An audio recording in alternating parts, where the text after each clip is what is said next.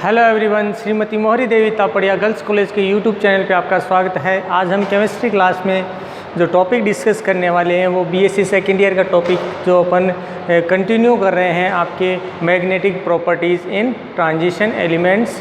तो अब उसमें जो नेक्स्ट जो अपन बात कर रहे थे, इसमें अपन ने दो के लिए बात कर चुके थे। एक तो आपका पैरामैग्नेटिक एंड सेकंड था आपके डायमैग्नेटिक। इनसे रिलेटेड जो बातें थी अपन कर चुके थे। अब आज अपन जो पढ़ रहे हैं वो है फेरोमैग्नेटिक मटेरियल, लोह चुंबकीय पदार्थ। यहाँ पर देखो क्या बताया गया है कि सामान्यतः कि ऐसे पदार्थ जिनको किसी बाह्य चुंबकीय क्षेत्र में रखने पर लंबे समय तक वो क्या करेंगे, चुंबक की तरह व्यवहार करें। अपन यूँ कह सकते हैं कि किसी पदार्थ को बाह्य चुंबकीय क्षेत्र में रखने पर यदि वह चुंबक की तरह व्यवहार करे या जो पदार्थ हैं बाह्य चुंबकीय क्षेत्र हटा लेने पर भी उनमें चुंबकत्व का गुण एक लंबे समय तक बरकरार रहता है, तो ऐसे जो बने पदार्थ हैं वो आपके क्या कहलाते हैं, फेरोमैग्नेटिक मटेरियल, लो चुंबकीय पदार्थ। अब पदार्थ का ये गुण है लोह चुंबकत्व कहलाता है। क्या बताया गया है कि इनमें भी जो पदार्थ है वो क्या करेगा, चुंबक की तरह या स्थायी चुंबक की तरह व्यवहार करेगा और इनमें इससे मटेरियल देखने को मिलता है। अब क्या बताया गया है कि सामान्यतः कुछ ऐसी धातुएं हैं जो अपन कहें कि जिनमें लोह चुंबकत्व का गुण है वो बहुत ज़्यादा देखने को मिलता है। जहाँ एग्जाम्पल की बात करें तो आपके आयरन, कोबाल्ट, निकल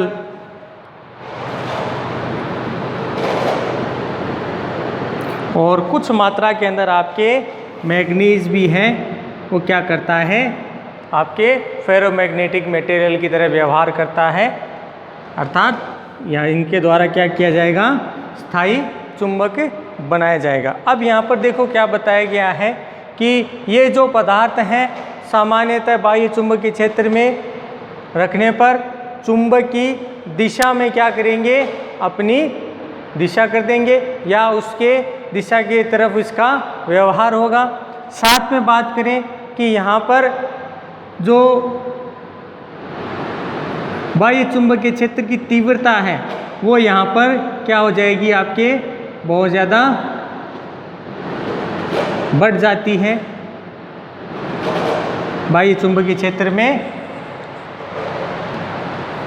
इस पदार्थ द्वारा क्या कर दी जाती है, चुंबकीय क्षेत्र की तीव्रता को क्या कर दिया जाता है, बढ़ा दिया जाता है।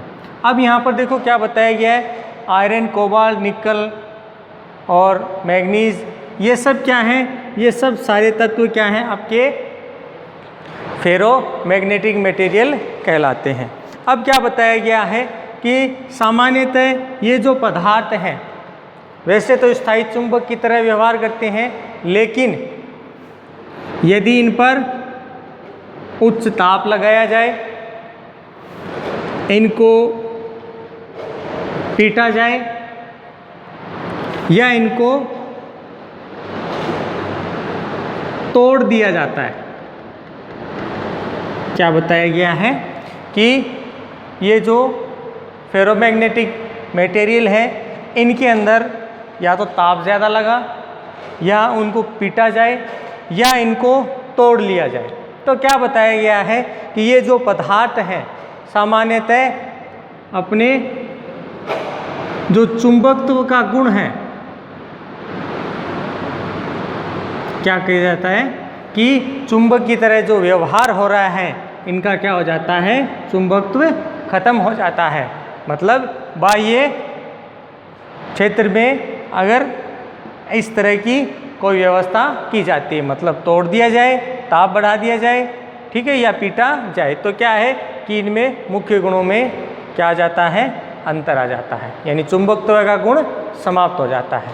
अब इसके बाद इसमें अपने जो मैग्नेटिक प्रॉपर्टीज़ हैं इनके लिए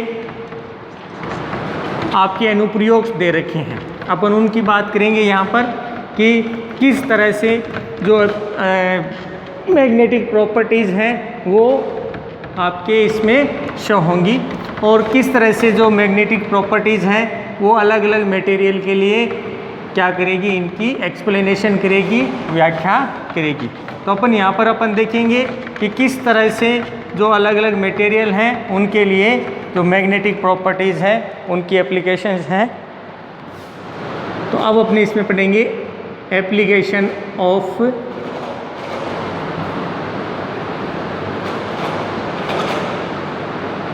मैग्नेटिक प्रॉपर्टीज, यानी जो मैग्नेटिक प्रॉपर्टीज थी उसकी अपन यहाँ पर क्या करेंगे, व्याख्या करेंगे। तो यहाँ पर देखिए क्या बताया गया है। सामान्यतः चुंबकीय गुणों के आधार पर कि कोई कक्षक है उसमें कितने इलेक्ट्रॉन भाग ले रहे हैं, किस तरह से भाग ले रहे हैं, उन गुणों की व्याख्या क्या की जाती है, कर दी जाती है।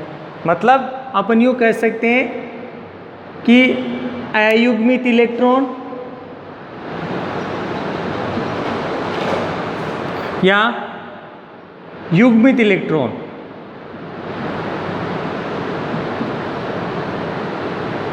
क्या बताया गया है कि या तो अयुग्मित इलेक्ट्रॉन या युग्मित इलेक्ट्रॉन, इन दोनों में से कोई यदि व्यवस्था होती है तो उसको जो चुंबकीय गुण है उसके आधार पर क्या किया जाता है, यहाँ पर समझाया जा सकता है। जैसे अपन यहाँ पर बात करें कि भाई यहाँ पर मान लो अयुग्मित इलेक्ट्रॉन उपस्थित है, तो अपन यूँ कहेंगे कि ये क्या करेंगे, अनुचुंबकीय पदार्थ की तरह क्या करेंगे, व्यवहार करेंगे। युग्मित इलेक्ट्रॉन है तो आपके प्रतिचुंबकीय की तरह व्यवहार करेंगे।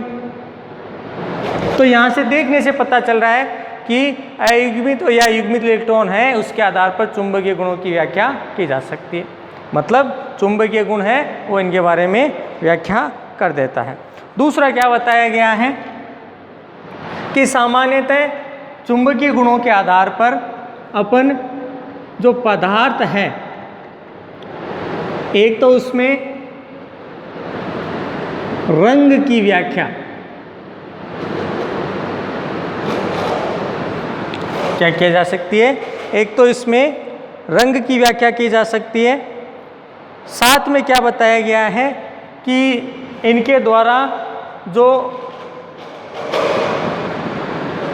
यौगिक बनाए जा रहे हैं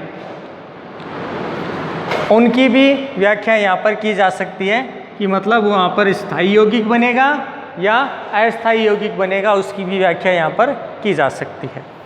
तीसरी बात करें यहाँ पर, सामान्यतः चुंबकीय गुणों के आधार पर यह बताया जा सकता है कि जो पदार्थ है उसमें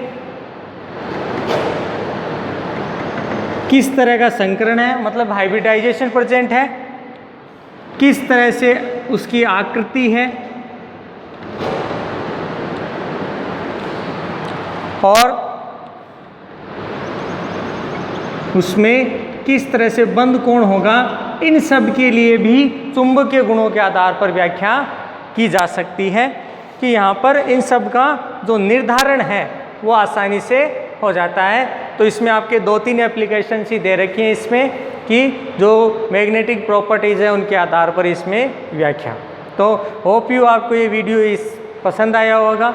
और ध्यान रखना है कि अभी जो अपने टॉपिक चल रहा है ट्रांजिशन मेटल्स के लिए, तो उसमें अपने मैग्नेटिक प्रॉपर्टीज़ की यहाँ पर बात कर ली कि जिसमें अपने अनुचुंबकीय पढ़ा, प्रतिचुंबकीय पढ़ा, लौह चुंबकीय पदार्थ पढ़ा और लास्ट इसकी एप्लीकेशन। मेनली जो यहाँ पर आपके जो फर्स्ट जो आपको इसमें अनुचुंबकीय और प्रतिचुंबकीय जो पदार्थ करवाए हैं वहीं से क्या होता है, ज़्यादातर सवाल आता है, पूछा जाता है कि इनमें इस तरह का गुण क्यों देखने को मिलता है। और कई बार ये पूछा जाता है कि भाई इनके लिए चुंबकीय आघूर्ण है वो कितना होगा, किस तरह से उनका रिप्रेजेंटेशन होगा, तो उसकी भी व्याख्या यहाँ पर की जा सकती है। सामान्यतः यहाँ पर जो अयुग्मित इलेक्ट्रॉन हैं इसी के आधार पर क्या किया जाता है, चुंबकीय आघूर्ण उत्पन्न किया जाएगा, यानी चुंबकीय क्षेत्र है वो उसके द्वारा बनाया जाएगा और वो क्या करेगा, चुंबक की तरह व्यवहार करेगा। और ये जो टॉपिक है अपना यहीं पे अपन ख़त्म करते हैं और नेक्स्ट वीडियो के अंदर अपन इससे रिलेटेड जो टॉपिक है वो डिस्कशन करेंगे। धन्यवाद।